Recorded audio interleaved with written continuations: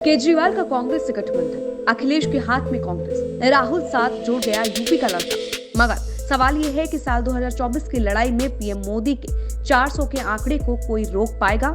कैसे देश भर में टूट गई विपक्ष की कमर, कैसे एक एक कर बिखर गए तमाम राजनीतिक दल, कैसे भाजपा होती गई पावरफुल और कैसे बन गई दुनिया की सबसे बड़ी पार्टी।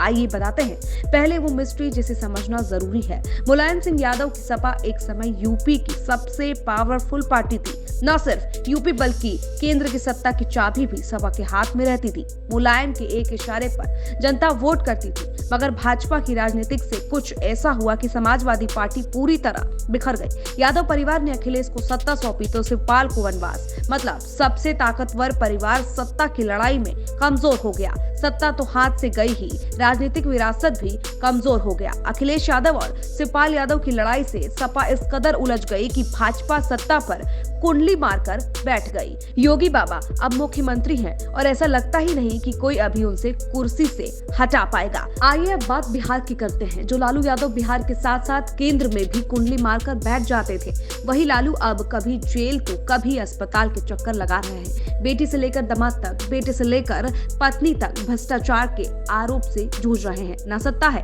ना ही राजनीतिक हनक। जो लालू यादव चुटकुले सुनाते थे, मोदी का मजाक उड़ाते थे, आज वे मजाक बनकर रह गए हैं। तुम अगर मुझको न चाहो तो कोई बात नहीं, तुम अगर मुझको न चाहो तो कोई बात नहीं, तुम किसी और को चाहोगे तो मुश्किल होगी।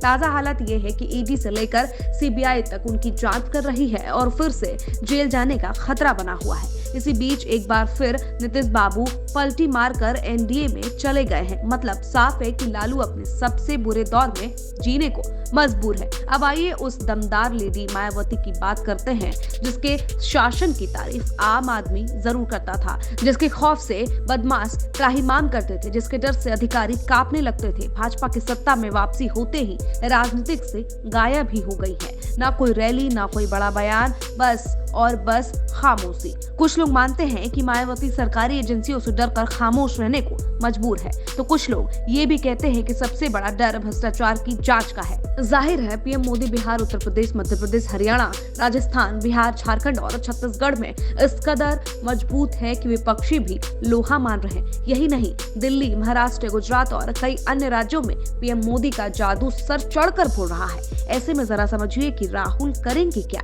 अखिलेश का प्लान क्या होगा।